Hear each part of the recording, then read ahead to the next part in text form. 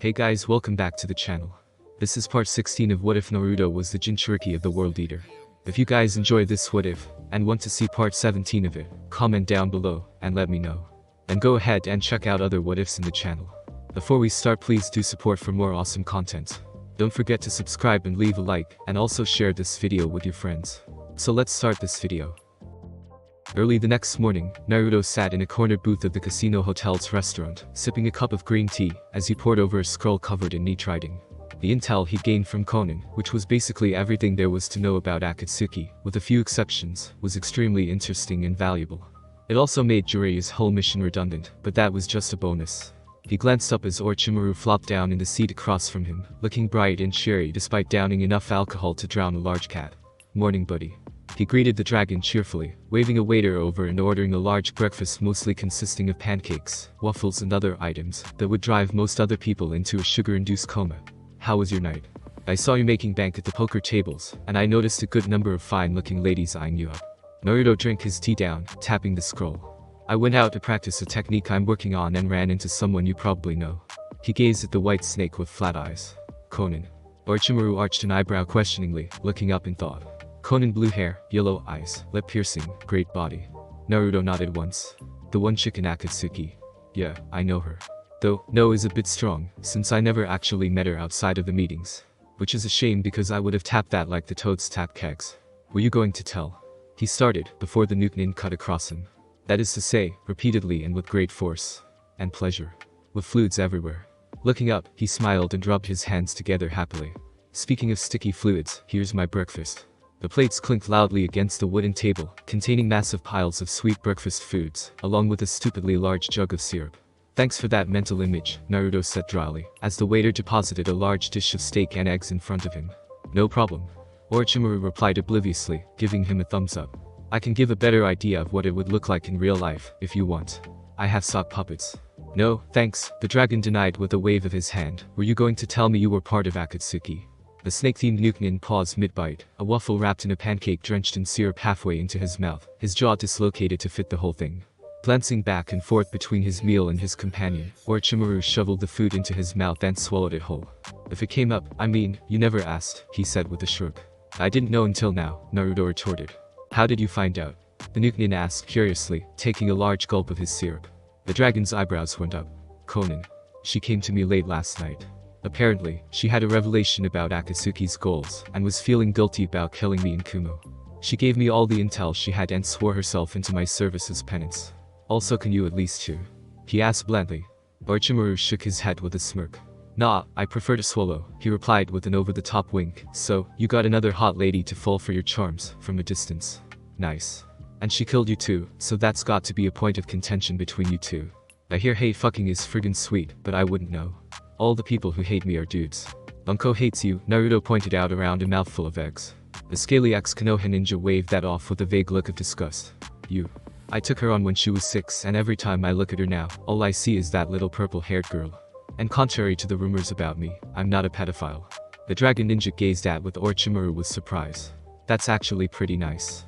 Of course, if it were anyone else, I'd be hitting that faster Minato fucking Namikaze," the pasty bastard finished casually, spearing a bite of pancake with his fork and sticking it in his mouth. Naruto sighed. "Good feelings gone," he muttered into his tea. "Did you know they're led by a man who wields the Rinnegan?" Orochimaru snuck a piece of steak off of Naruto's plate. "Pain. Oh yeah, I know that humorless, god-complex prick. He has these purple eyes that supposedly originated from the Sage of Six Paths and a tragic backstory, so naturally he believes himself to be some sort of god," he scoffed, shaking his head. "Some people, man. Says here he's named Nagato and this is a rundown of his abilities," Naruto commented, dragging a finger along the neatly written words. "They are quite impressive. Manipulating gravity, summoning strange and powerful creatures, the ability to absorb chakra, tearing out souls to learn their secrets, summoning and feeding them to something called the King of Hell, and augmenting their body with mechanical weapons. And he can control them all at once through some lame-ass piercings and dead bodies," the Nukenin supplied. "Now that I think about it, those powers are like what a little pre-training genin would think of for cool powers when playing ninja. I can throw you around with gravity. I can absorb your chakra. I can turn myself into a metal puppet and tear out your soul, suck it Takeshi. Taste my everything-proof shield," he cried mockingly, waving a fork wildly about. Naruto nodded. "True enough, they do seem somewhat outlandish. But the biggest thing I noticed is that they're trying to gather the Jinchuriki and rip the tailed beasts out of them, then seal them in some sort of statue. He glared at the paper. Images of Yujito and Garen lying limply in a dark cavern somewhere, cold and dead, stoked his rage like coal in a forge. The dragon shinobi took a deep breath and focused himself, breathing a cloud of white smoke. That's what that creepy fucking thing was for. Orochimaru grimaced distastefully. Kami, the thing was so fucking creepy, all huge and shriveled and, ugh. Like a giant old man penis, but somehow way worse. Naruto looked up at him with a scowl, before reaching over and flicking him in the face, throwing Orochimaru's head back, bouncing off the back of his seat. I'm eating. He hissed, before rubbing the bridge of his nose. Or I was, at least. The white snake nin grabbed his glass of water, and pressed it to his red forehead with a wince. Yeah, I kind of deserved that one, sorry. I'll buy you a hooker, he offered apologetically. Red eyes glared at him across the table. What was most interesting, though, was that Konan reported that they are led by someone claiming to be Madara Uchiha. Orochimaru sat up at that. Wait, what? The Madara Uchiha? That's impossible. The Shot-Eye spanked his ass into an early grave. The report was very clear that Hashirama Senju mortally wounded Madara to the point that he had minutes, if not seconds, left to live. Serves that fucker right. Kyuubi crowed in his head. The Shot-Eye is the only human I've ever liked, even a little bit, because he kicked that arrogant Uchiha's ass into the next century. Of course, he fucked that up by having his bitchy, holier-than-thou wife seal me inside her ass, but it still counts. Definitely someone pretending to be Madara Uchiha, then, Naruto muttered, making a note on the scroll. Do you know anything else? Nope. Orochimaru cheerfully replied, drinking directly from the jug of syrup. Only that all the members are a bunch of special snowflakes with mostly unique powers, which I never got to steal from the stingy bitches. Friggin' Nuke Nin, always cleaning up their DNA, never letting me get any samples. He trailed off into a string of grumbled curses. The dragon shinobi glanced at the Nuke Nin curiously. What made you leave Akatsuki, anyway? Tried to take over Uchiha Itachi's body to get the Sharingan, failed, got spanked and ran away, he replied easily, chewing on a waffle. Why do you want the Sharingan? Naruto asked, before thinking. And how are you going to take over Itachi's body? Orochimaru shrugged, it's a damn useful set of pink eye, you know. Copying jutsu with just a glance, yeah, that's about it, actually. And how, well. He leaned closer, his voice dropping to a whisper. You know how they say the eyes are the windows to the soul, like a bunch of flowery little pussies? I developed a technique that is like, well, being a burglar, breaking in through the windows, liking the place, and kicking the previous tenant out and changing the locks. On some level, possibly the remaining human part of Naruto, he was somewhat disgusted. For the most part, however, he found he didn't really care. His father, after all, ate human souls regularly when he was free. I see. I also stole one of their rings. Orochimaru added. I don't know what it was for, but everyone had one, like they were friendship bracelets or something. Ooh, we should totally get one. We could tap them together and proclaim, Scaly Friend's power, activate. Form of a giant fuck-off snake. Who? Naruto gave him a dry look. Scaly Friends. He shrugged. All I got right now. I'll think of more later. Maybe I just need to exercise my mind some more. I hear poker is good for that. Someone say poker.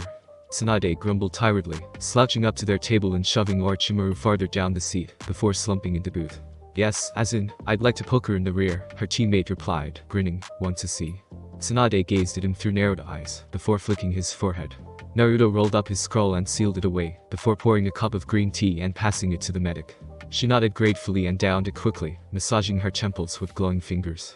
Hangovers are the worst part of alcohol, she muttered. Then maybe you should stop drinking so much, you lush, Orochimaru snarked, once again holding a cold glass of water to his head. And maybe you should stop being so white, she shot back. Braces. He sing-songed under his breath, switching focus to his breakfast when his teammate glared at him. Tsunade waved the waiter over and placed her order as her students strode up to their table, carrying the pig in her arms. They ate and chatted quietly, while the soon-to-be-go Daime Hokage recovered from her hangover, until a different member of the waitstaff approached their table, this one a woman wearing smart black pants and vest with a bow tie, all cleaned and pressed neatly. She bore a small silver tray with the top covered, bowing deeply and placing it on the table. Naruto Uzumaki, you are formally invited to a high-stakes, no-limit poker tournament taking place this evening here, at the Gilded Orchid.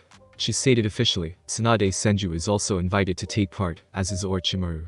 Sitting in the center of the tray were a trio of golden cards with their names carved into the surface. Naruto took his with a suspicious expression, peering at the waitress with narrowed eyes. Why are we being invited?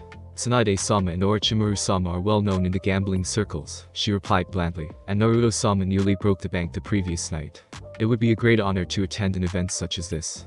Orochimaru leaned over and whispered to Naruto, what she means is, the owner wants to win his money back, if not from you, then Tsunade, because she sucks and everyone knows that. He grunted as his blonde teammate elbowed him stiffly, before Shizune yelped in pain.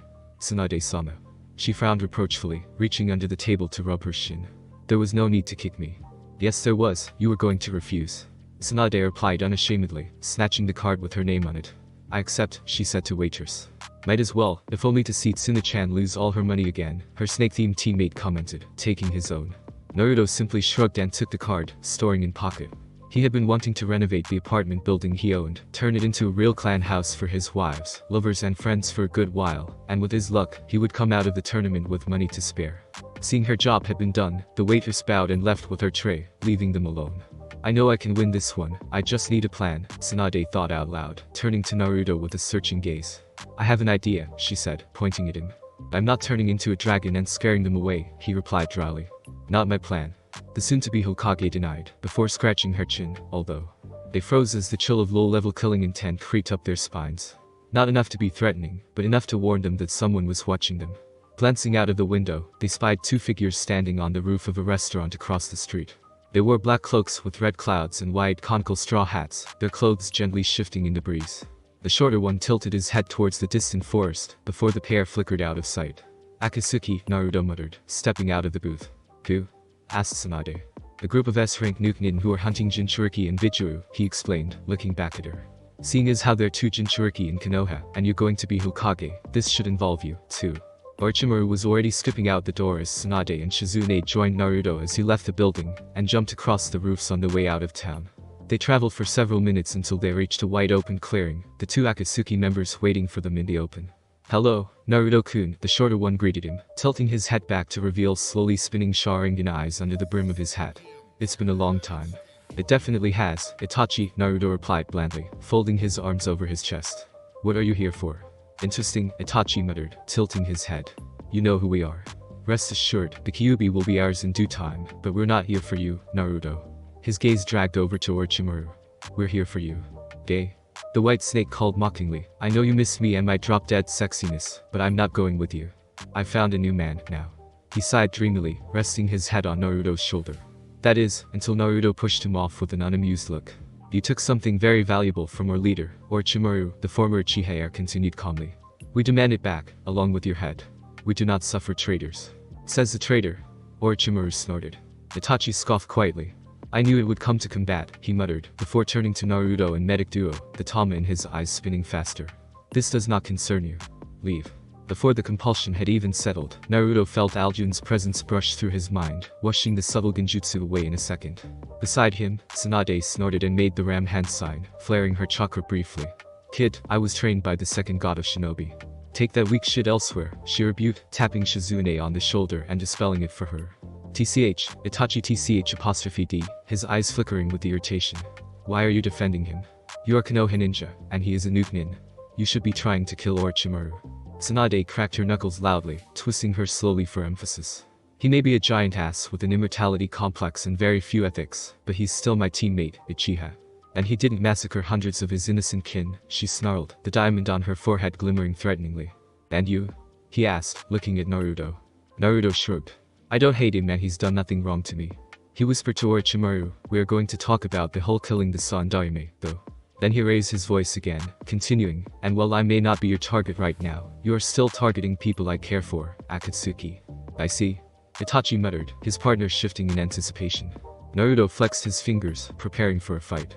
Perhaps, at one time, he would have left them to their fight, but the intelligence Konan had given him, and the lack of intelligence from Konoha's so-called spy in Akatsuki, he was feeling less than charitable towards his former Anbu watcher.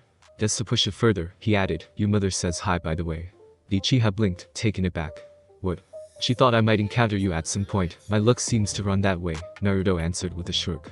She told me to tell you she says hi. Itachi narrowed his eyes. And why are you talking to my mother, Naruto? He asked through gritted teeth. Naruto's wedding was public knowledge, after all. Because he's banging her. Orochimaru mock whispered, his words easily carrying across the distance. Whoops, did I say that out loud?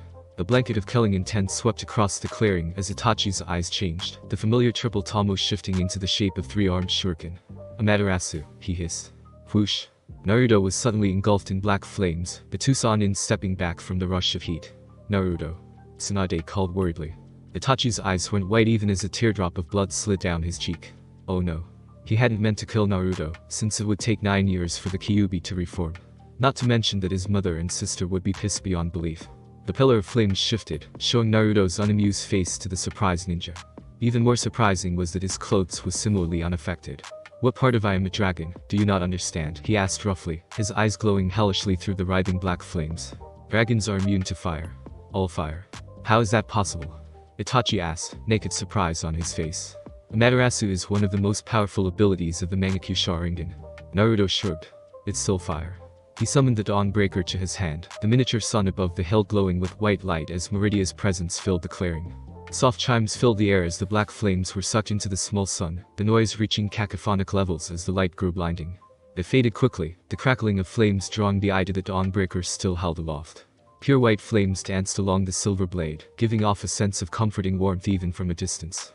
"My champion," Meridia's voice whispered in his ear, her breath like silk against his skin. "I have purified that unholy fire through the Dawnbreaker with my power. You'll find that the flames will now heal the innocent and scorch the souls of the wicked. Now, use this new power with my blessing." "Will do," Naruto muttered, twirling the sword before slashing it, throwing a blade of white fire at the two Akatsuki.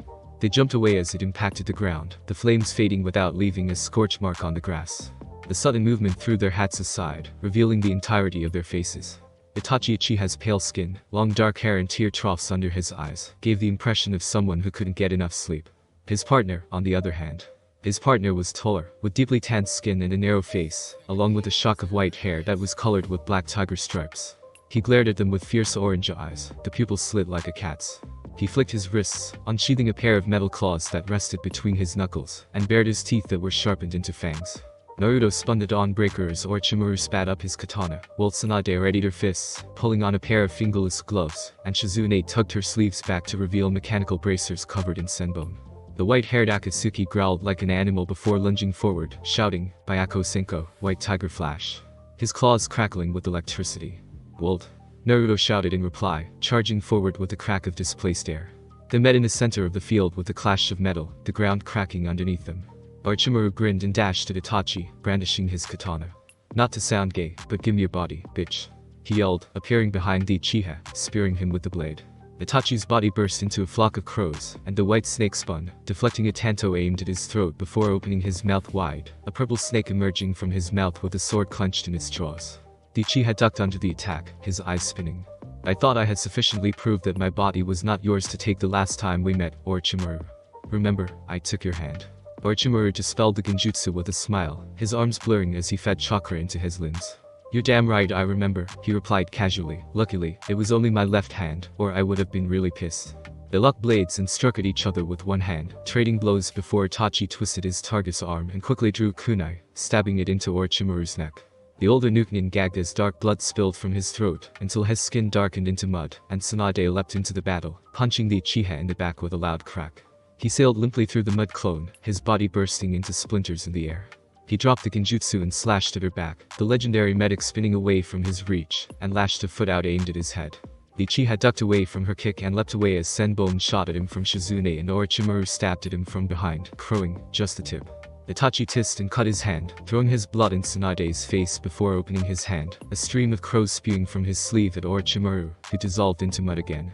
Tsunade, her eyes wide with shock, slowly fell to her knees as the dark red liquid dripped down her cheeks.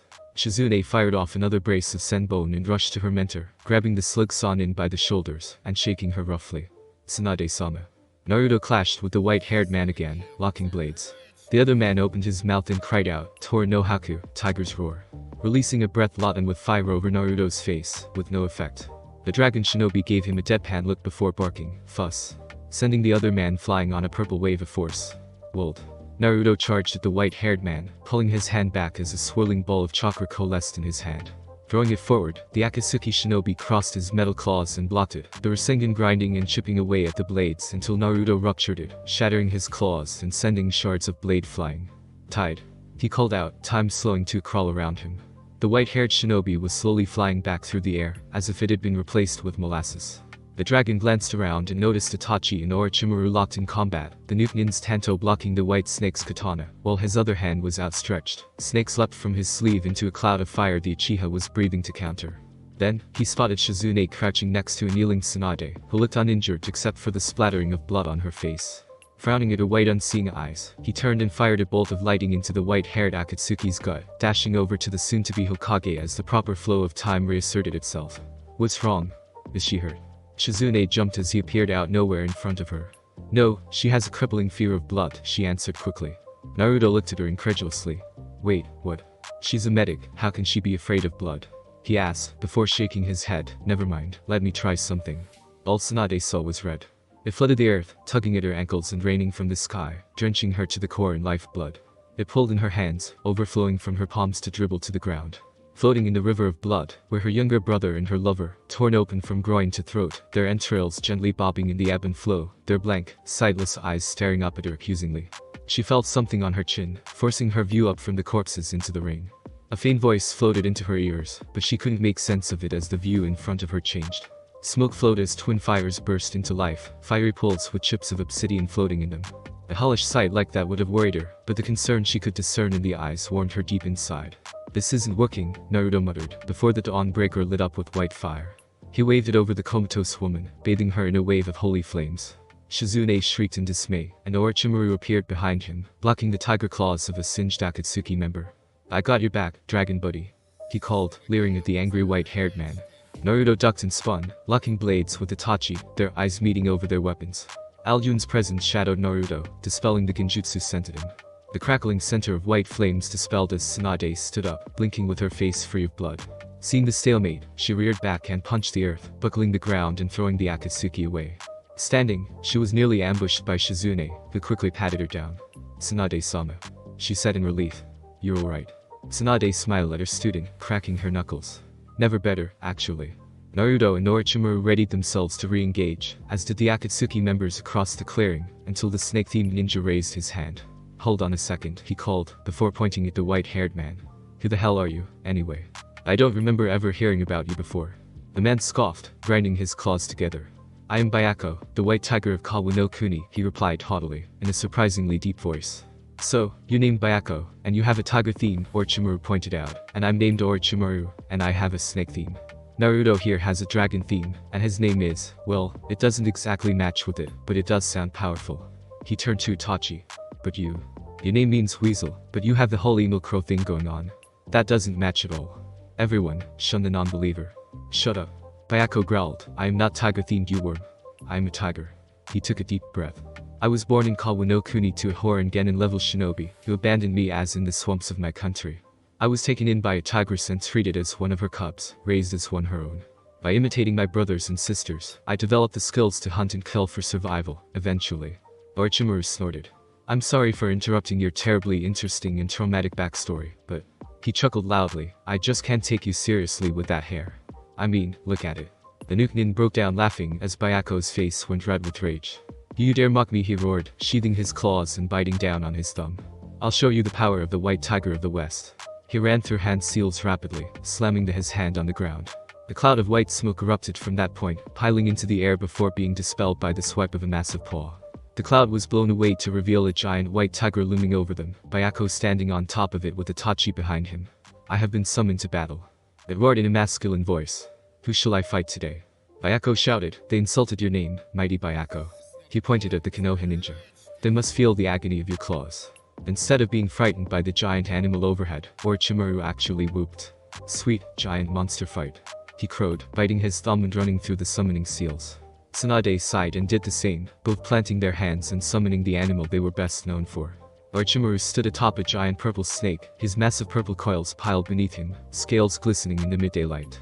Tsunade and Shizune stood on the head of gigantic slug, the body a slimy off-white with dark blue stripes running along the sides. "Nanda and Katsaya, eh?" Bayako, the giant tiger, wondered aloud. "I would be honored to test myself in battle against such powerful foes. Prepare to fight." Naruto glanced between the colossi surrounding him and frowned. In his head, Alduin chuckled darkly. "Show them real power, my son," he hissed. Akun smirked, his teeth growing into fangs as his eyes glowed with restrained power.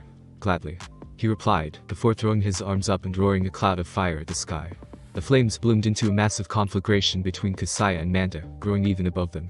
A set of giant talons ripped through the fire as Naruto emerged in full dragon form, his black scales and Sith spikes rattling as he unleashed an echoing, undulating roar that panicked every animal within earshot.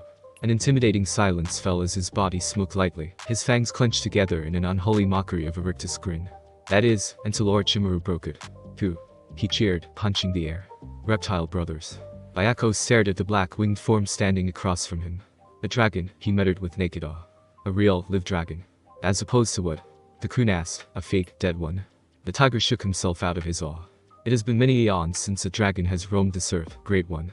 I am one of the few who remembers, and one of the fewer still to see one flying through the sky, but that one had the air of decay about him. Bayako rolled his shoulders. It will be an honor to pit my skills against yours, great one. A tale I shall tell my children. Well met, Bayako of the West, Cocoon replied with a slight bow of his head. I am Vingthakundinok, son of Alduin the World Leader.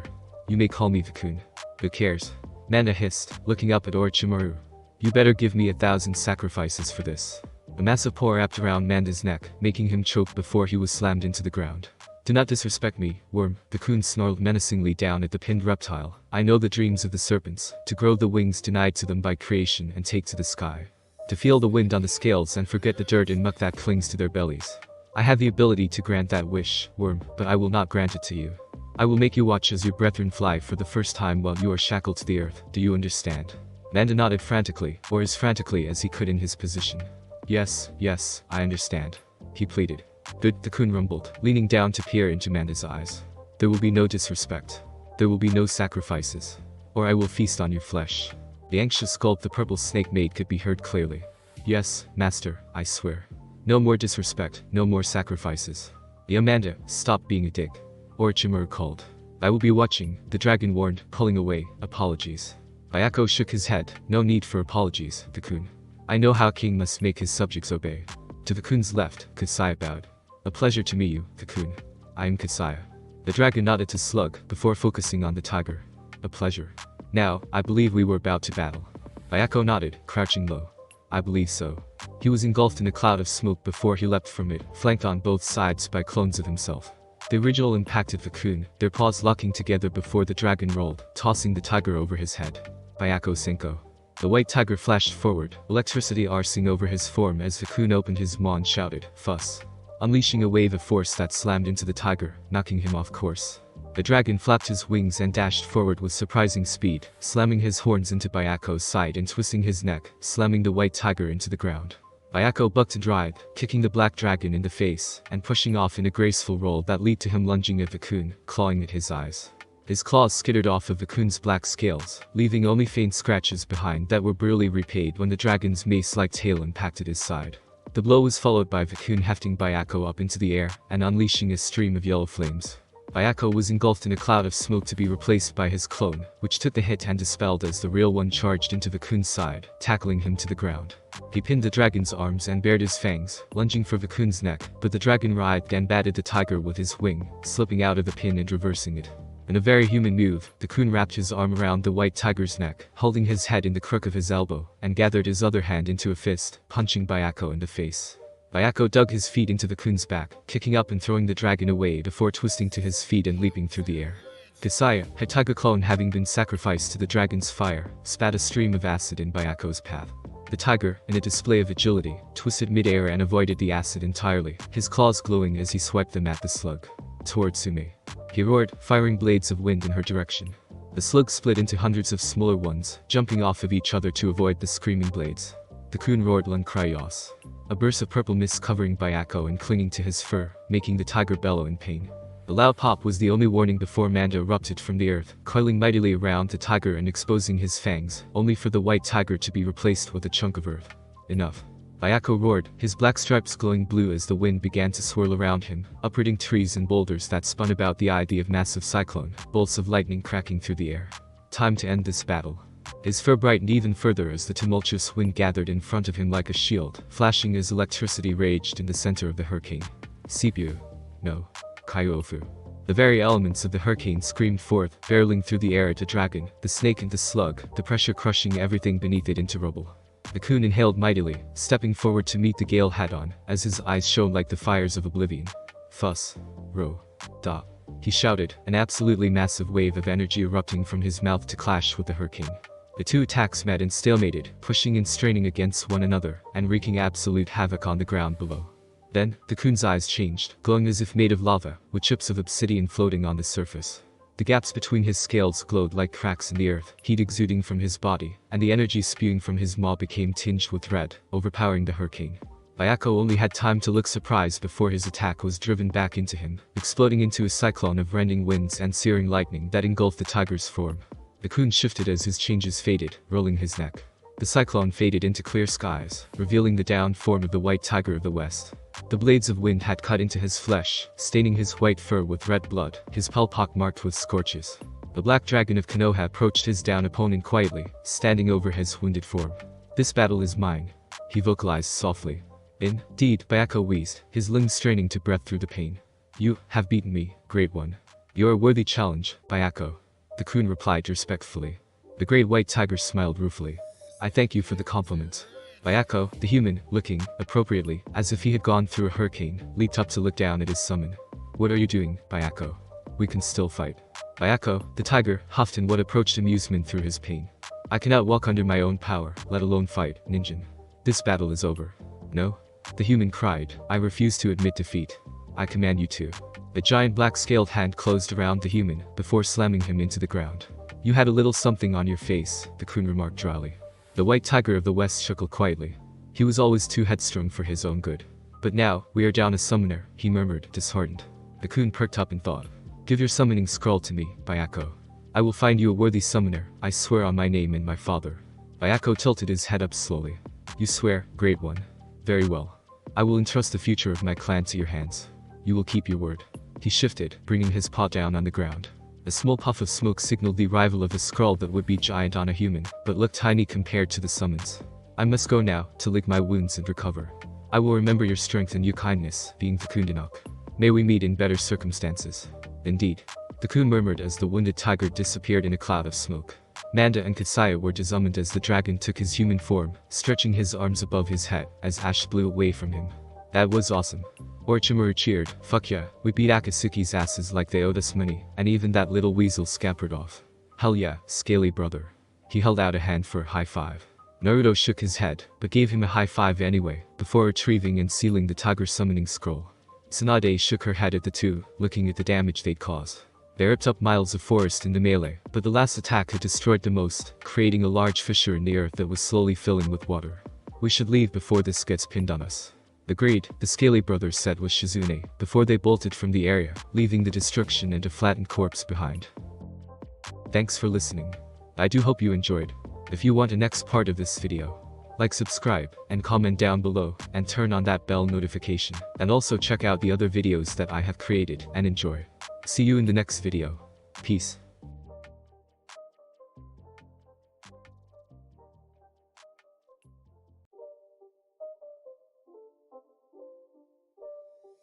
It's not a game, it's a